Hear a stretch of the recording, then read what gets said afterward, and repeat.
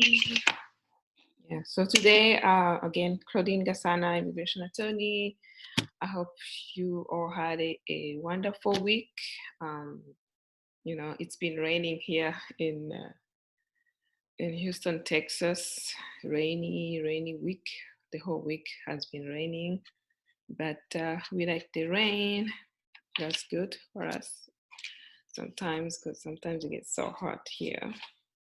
So today I want to come on and discuss the national interest waiver, which is a green card option that is not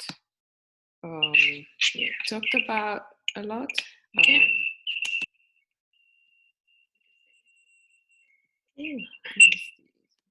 It's Claudine Gasana. I am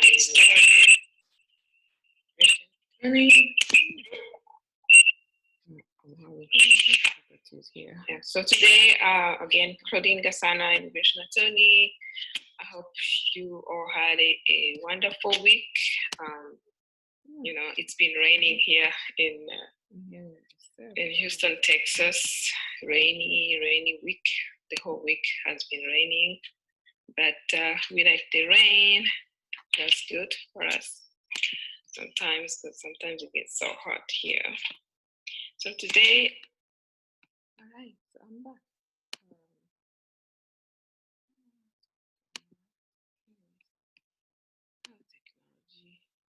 Technology is not an easy thing.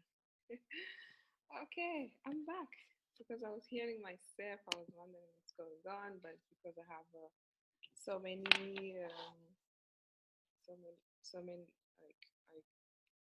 don't even know how to call it, open. So I'm going to start I'm going to share my screen.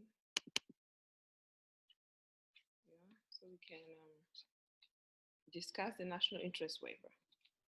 So the national interest waiver, let me do this. Okay, this is our information. I hope you guys are watching, and if you are not live with us, this video is going to be being recorded so that I can post it on Facebook and YouTube. At the end, I will show you how you can follow us on Facebook, LinkedIn, even Twitter, Instagram. We have a new Instagram account, so that we get to provide as many updates as we can, and through different platforms, because we know with the technology, with social media, different people use different platforms to learn. We will learn how to do the Instagram reels so that our young people can follow easily. I'm planning on posting different tips, for example, like tips on asylum or mistakes people make, or that they should avoid in doing this, and on videos that could just stick without having to follow a 30 minutes presentation. So yeah, we follow us on all social media platforms that we have. So today, so we discussed the national interest waiver. What is the national interest waiver? Here it says it's EB2 immigrant visa. EB stands for employment-based immigrant visa or work-based immigrant visa. There are different types of green card, through family, through marriage, and through employment. So for the employment part, which we will discuss perhaps in the future, different categories of employment-based immigrant visa, there is one option called the national interest waiver, which is the employment-based category 2. that we are going to discuss. So what is the national interest waiver? The old NIW. The NIW is an immigrant petition for lawful permanent residence under the employment-based second preference category, like I was referring to. They require, so the national interest waiver, you hear the word waiver. The typical employment-based lawful permanent residence or employment-based green card options require that you are employed, or you have a U.S. employer or U.S. employer who's willing to petition for your green card to work for them, so a U.S. company. So the national interest waiver waives those requirements. The typical requirements for an employer to petition for a non-citizen or a non-resident to come to work in the United States and obtain a green card. Number one, they have to file a labor certification. The labor certification is a lengthy process that requires the employer to make sure they advertised, they try to hire US workers, US citizens, US regular permanent residents, or US asylees, different US workers. And if they are not able to do that, then the Department of Labor allows them, certifies them to, or gives them a go-ahead to hire that foreign worker. So that's what we call the labor certification. It usually takes about 6 months to complete. It's lengthy, it's expensive. And then once that labor certification process is complete, then the employer, the US employer, will file a form I-140, which is the petition for immigrant alien worker. And that finally will allow the foreign worker to come in the US as a legal permanent resident. The national interest waiver waives or removes those requirements to have a US employer and to have the labor certification process. So, and then who qualifies for the national interest waiver? The national interest waiver qualifies individuals who have exceptional ability or advanced degree in the fields of science, engineering, technology, education, arts, business, professionals, that if they can show it will be in the national interest, or their achievement or potential achievements or potential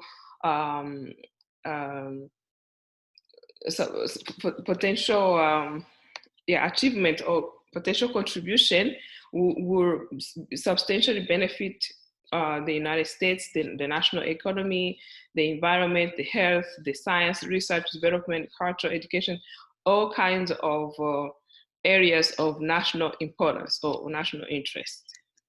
So who is eligible? That's what we're talking about. So, the Congress set, like we have discussed in the past, the Congress enact the law. Like the law was established by Congress, which provided for the national interest waiver. However, the law did not define what does national interest waiver means. And throughout the years, this went through different litigation or interpretations by attorneys, by individuals applying, and by the agency which receives these petitions, USCIS. Finally, in 2016, the Administrative Appeals Office of USCIS set a precedent. We talked about, like, here in the US, the laws, since sometimes they're ambiguous and they only provide like a big framework of a benefit or any right. Most of the time, the courts or the agencies, they set up precedents. So the AAO set a precedent in the matter of Danasar, so which clarified the criteria for determining the definition or the meaning of the national interest. What does national interest mean? So to qualify for the national interest waiver, the matter of Danaher established that the foreign national must demonstrate that their endeavor is substantial or has substantial merit and is of national importance. The second criterion will be that the foreign national is likely to advance the proposed endeavor. And the third criterion will be, on balance, it will be beneficial to the United States to waive the requirements of a job offer and of a labor certification, because it will be in the national interest to bring in the foreign national. All right, so what is the substantial merit and what is the national importance? Let's see if I can move my camera here. Right. So the substantial merit, basically, it's not hard to prove. It's you just need to show, okay, I'm a professional. Like I say, you have to have an advanced degree, which is a master's degree, meaning you have completed the 4 years of college, and then you obtain some type of specialization, like a master's program. It doesn't have to be in the US. It could be in anywhere in the world. And or someone of exceptional ability. So someone who doesn't necessarily have a bachelor's degree, but they have this knowledge, they have this business acumen, and they can show that they are of exceptional ability, their exceptional ability, then the substantial merit, it's shown through the industry or through the field in which you specialize in, such as business, technology, science, health, education, engineering, entrepreneurism. So you don't really need to show an economic impact, although it's always better to show the economic impact, but you have to show like what you are potentially doing or what you have done in the past, and what you are proposing to achieve or to bring in the United States will be of national importance and will have some economic impact. For example, we deal with we work with engineers, someone who is an engineer and they have an advanced degree, a master's degree, or someone who is a scientist and they have done research and development in areas of, let's say, cancer treatment, or right now as we speak, someone who has done some type of work or research to help figure out this COVID-19, this will be substantial merit, because it's not only of national importance, it is also of international importance. And it's not necessarily bringing economic impact, is more beyond economic impact, because someone who's a scientist, who's contributing in any way to advance the healthcare, to make an impact in the areas of national importance, such as combating cancer, getting rid of COVID, or in the environment, how to figure out how we can use a clean energy. So those are the main, the obvious, I guess, cases that we deal with that are easy to win. However, it could be also someone who's coming in or who has, let's say, a filmmaker or a writer or a dancer or a singer who is promoting culture awareness or culture infusion. It doesn't have to be necessarily science and engineering, pure science and engineering.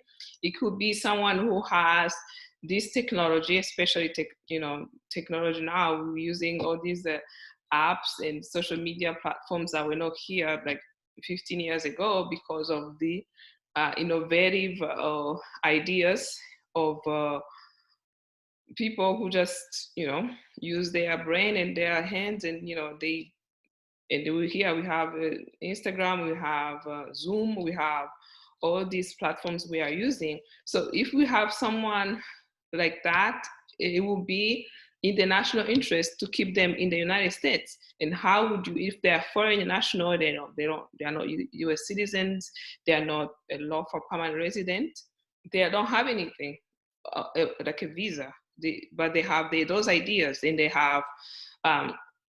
So obviously, you can just have an idea. You have to have some type of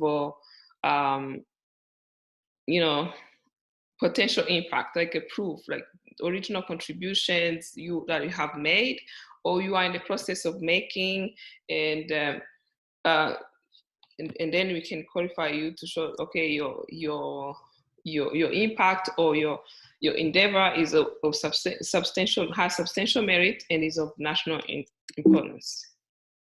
Okay, let's keep going. Okay. Mm-hmm. Right. So then the second criterion is that the immigrant must demonstrate that they are likely to advance their proposed endeavor. So the first criterion of your area of expertise is of substantial merit and national importance. It's not really hard to prove, because if you say I'm a civil engineer, I am an actor, I am a scientist, I am a filmmaker, I am an engineer. Yes, we have your area of expertise. It's engineering, and we know most likely your area is going to be of national importance. So now, that is not sufficient that you are an engineer, I'm an attorney, or you are an entrepreneur, or you are a business, you have this business acronym, or you have a business major, or you've been in business for 20 years or 10 or 15 years, or you have been a filmmaker or an actor, a dancer, a writer for 15 years. We have to show how you personally can you show you likely advance your proposed endeavor. So that's where the second criterion and the third usually is where sometimes you get, you have really to work hard to provide evidence. So how do you do that? You need to USCIS, which is the agency that reviews these petitions, the U.S. Citizenship and Immigration Services Agency. They will consider factors including your education. Of course, you have to show your diplomas, your transcripts, your skills, your knowledge, record of success in similar efforts. Like I said, if you are a researcher or a scientist, you've had publications, you have published your work, you have citations. You don't necessarily have to have patents, although that will be a very good way to show, okay, this person's work or innovation or discovery has been patented. So that shows, yes, if it was innovative enough to obtain a patent for your work, then you are well placed to advance your endeavor, or you have already done that, and then you have to show how you will continue doing the same. If you have called to give presentations, or you have called to be an expert or a panelist to judge the work of others in your field, you are a peer reviewer, or you in terms of business, let's say, because I said it's not only science and engineering, it could be business, it could be arts or culture, or cultural areas. if you are a filmmaker and your work, you have been received all these awards, or you have been considered for significant awards, your play or your film or your book has been presented in major platforms or in your field, and you have been called to provide, your work has been published somehow. So when we say published, it doesn't mean it has to be published in paper. Right now, we know most, not almost, like a lot of publications are online, and some people, let's say you are a dancer and you've had YouTube, like million YouTube views of your dance, and you being called to train at other dances. Like let's say for example, you have invented some type of Afrobeat dance, and it has gone viral, and now you are going around the world to train others to perform, and you're winning awards.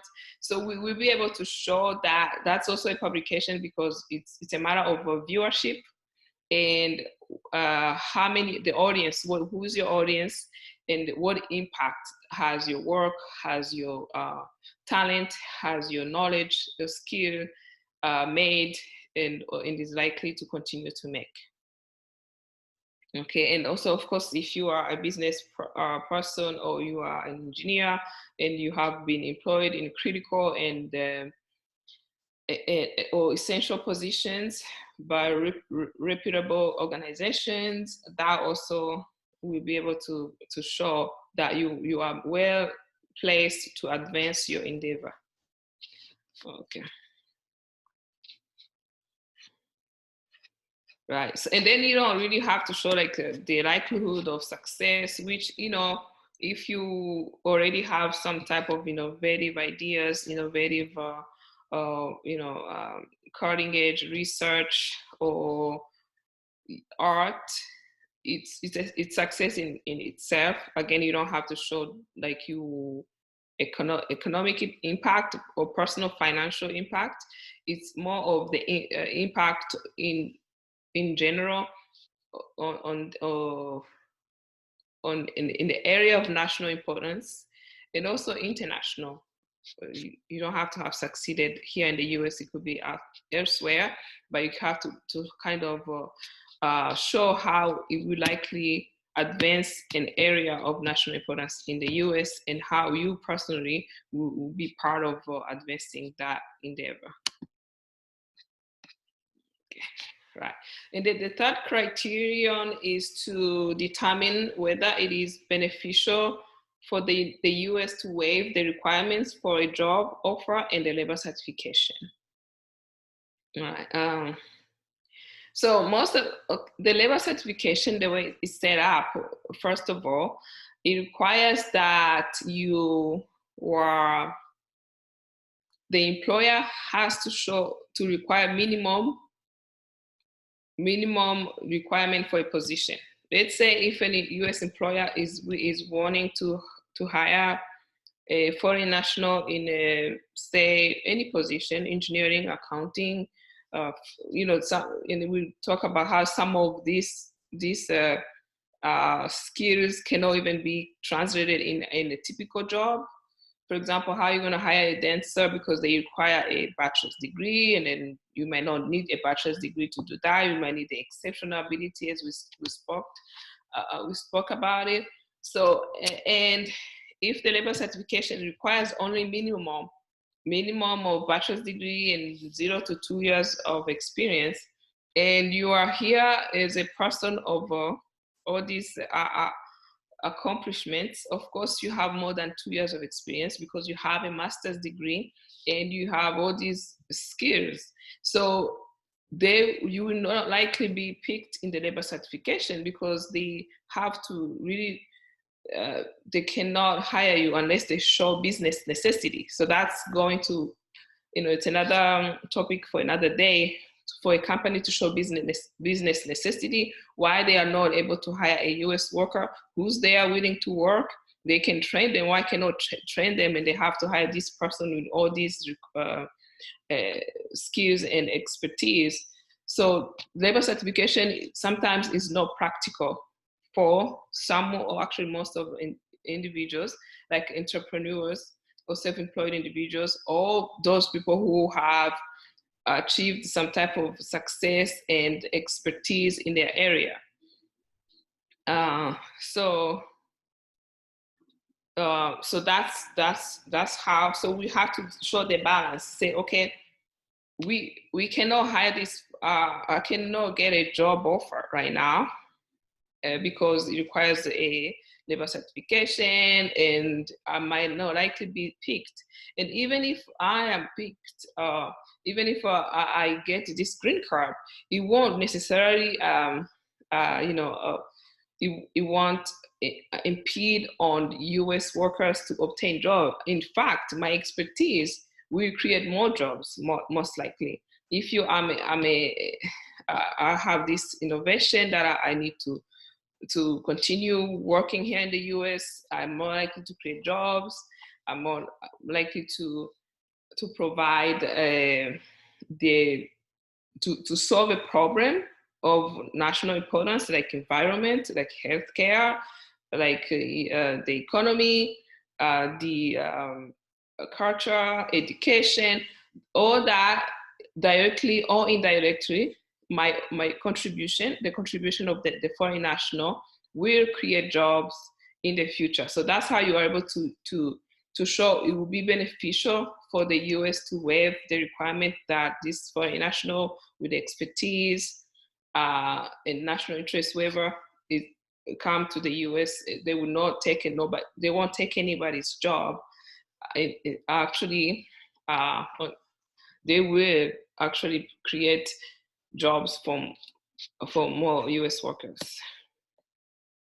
Yeah, so to be eligible for the national interest waiver, a preponderance of evidence is required. So it's basically preponderance of evidence means you have to show that more likely than not, this person, this individual is an entrepreneur, is an engineer, is a filmmaker, is a writer, is a dancer, is a singer, is a scientist, is I'm talking all types of skills or that I'm thinking it's more, the list is not exhaustive, is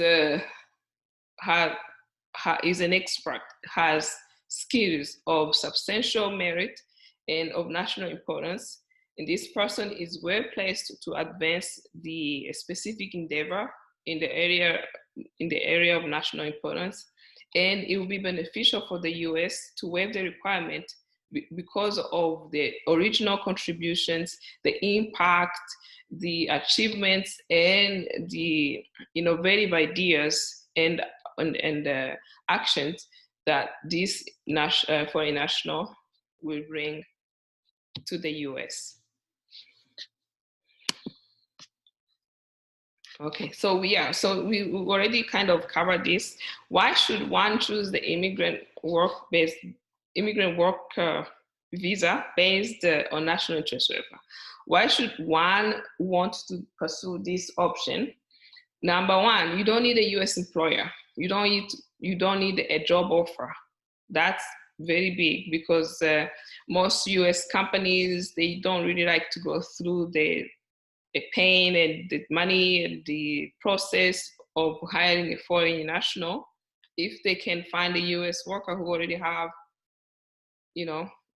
work authorization, who already is authorized to work in the US, because it takes time, takes also money, and they go through all this process, and it's also audited sometimes. You have, when a US company hires a foreign national on a green card, like on permanent basis, they have to keep their paperwork of how the process of hiring happened for 5 years. They could be audited anytime. So some US companies don't want to deal with the government. So that's why they say, oh yeah, I would really love to hire you, but I don't want to deal with the government. If you can find a way to have it to obtain work authorization, I will hire you. So then if you qualify for the national interest waiver, you will self-petition. You don't need a petitioner. You petition for yourself. And all these, those steps a U.S. employer will typically take, which is the farm labor certification and the job offer, will not be required. There won't be advertisement. There won't be any sponsorship required. So you will be able to come in to the U.S. Workforce market with your green card and have a job. If you need a job, most of them, sometimes they don't need a job. They have their own. They can set. You can be, if you're an entrepreneur, you continue to create jobs and to work for yourself, and you are authorized to work in the U.S. and live in the U.S. on permanent basis. And if you are married, you bring in your spouse and your children under the age of 21. So it's a good option for people to consider. All right. So here we talk about what are the documents required for an applicant, from someone who's applying for the national interest waiver. So this is not a full list. It's obviously you have to have a resume, a very detailed with education, with job history, or more than that, with all your achievements, if you received awards, if you have so it's not a typical one-page resume. Usually when you work with us, we help you really clean your resume and highlight your achievements and include all the publications you've had. So when we talk about publications, we don't only talk about those published publications. Like, you could, for example, for non-scientists, non-engineers, they don't publish every year or every day. However, you could say, I have this business skills. I was hired in this company that was really almost close to bankruptcy, and with my business skills, I was able to revive and revamp and pull the company out of deficit, and now it's a company that's very competitive. So those skills might not necessarily be in a typical publications, but however, you might have created some the manuals, or what we call white papers or white pages, in internal memos, internal procedures that have helped a company go from a negative or deficit to millions of dollars of profit. So that's a huge impact, because it does not necessarily only impact that individual company.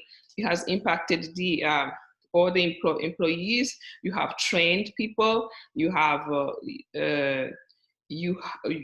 those skills. You can transfer them to the United States and do the same for either as a consultant or join another company that's also facing the same problems and help it grow. Which, when a company grows, it doesn't only benefit the bottom line of that company, it's the whole economy of the city, the state, even the country.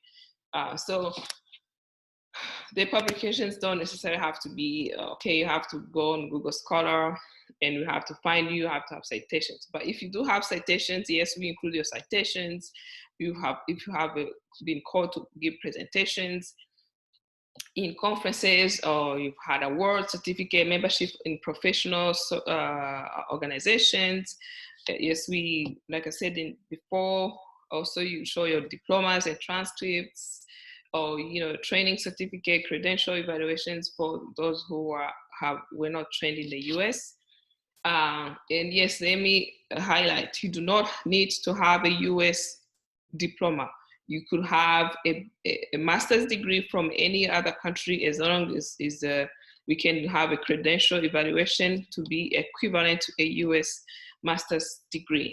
And you may not even have full education. That's where we have the exceptional ability. Like some people don't really have to go to school to be amazing. As we know, most people who are, mega billionaires now, they just dropped out of school. Some people don't need to go to school.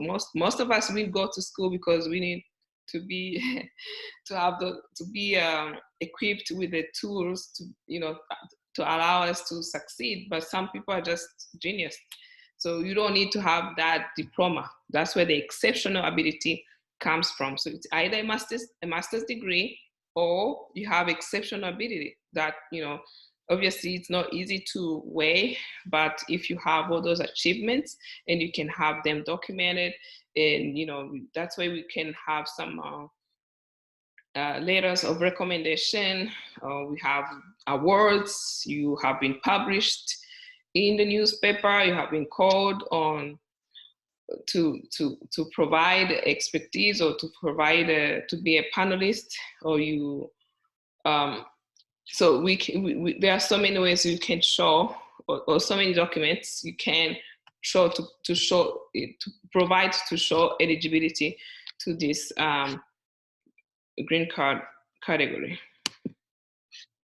Yes, so I said, the recommendation letters from employers, from other experts in your field.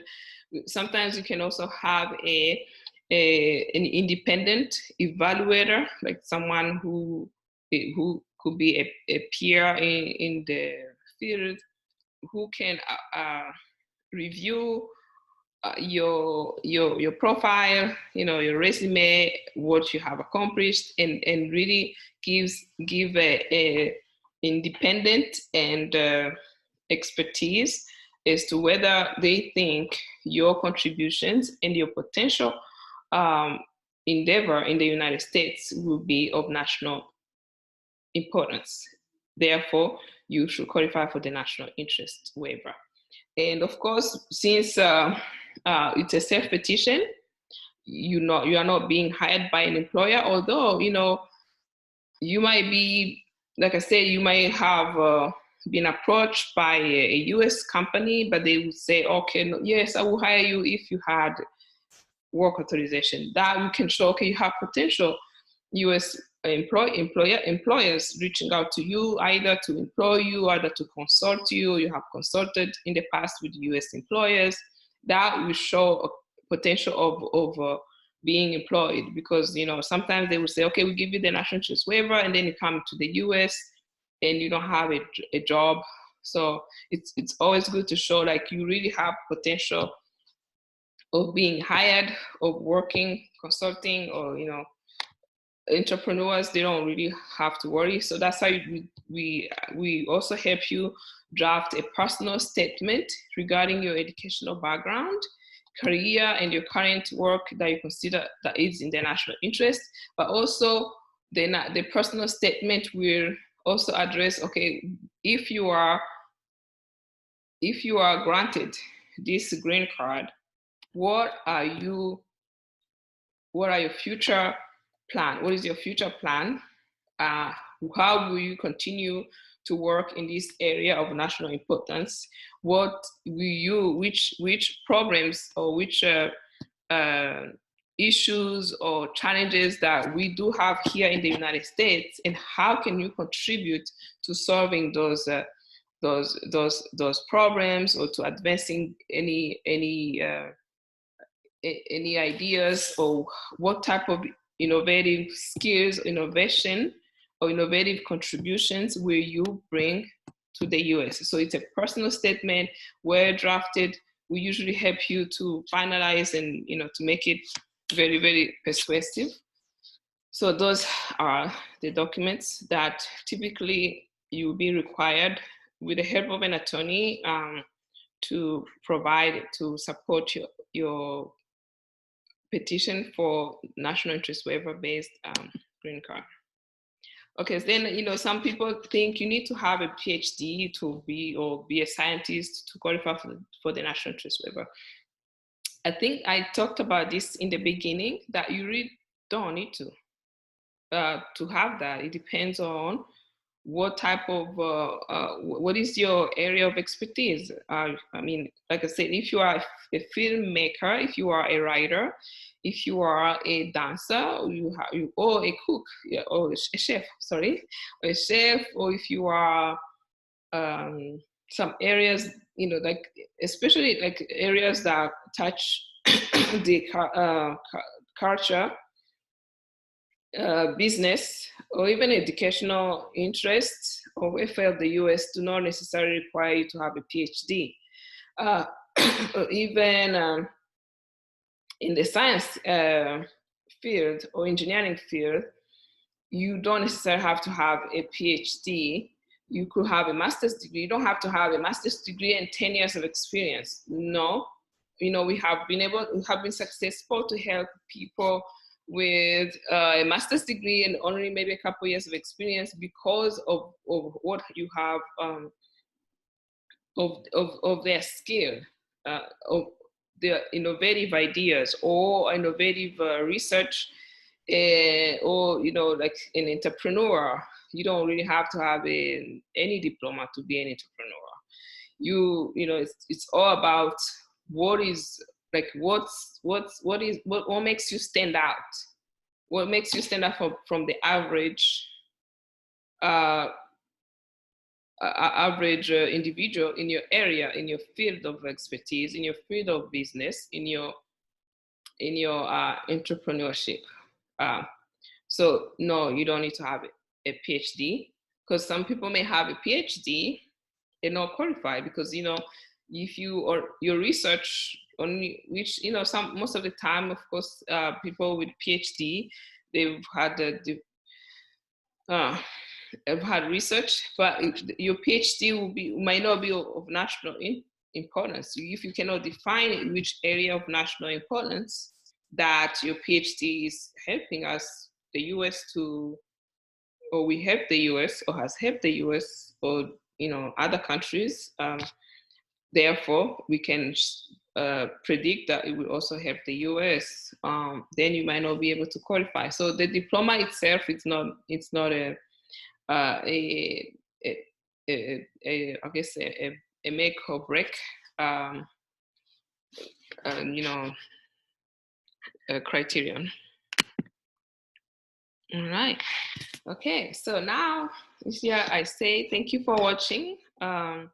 So like I said in the beginning, if you can follow us or subscribe on our YouTube channel, Immigration Lawyer Claudine Gasana, LinkedIn, Facebook, Instagram. The YouTube and the Instagram are the new platforms. We are trying it out because as much as we can to reach anyone who needs to learn more about immigration, and what options are there. We welcome you to join us. We try to stay up to date with what's happening. In the past, we've talked about immigration updates, like the news, what's in the news, what's happening. Because in the past 4-5 years, immigration became a hot topic. It has always been a hot topic, but now it's changes are happening on the daily, and sometimes we won't be doing a 30 minutes presentation bi-weekly. We can just hop on Instagram or any of these. We also have a website, by the way, where we have different articles for you to read more about any of different immigration benefits that we help you to reach your American dream. All right. So I thank you for joining me. I'm gonna say thank you and have a good weekend. We'll be back in a couple weeks or maybe sooner on Instagram. Okay, so come and follow us, and so you can stay up to date. Okay, have a good one.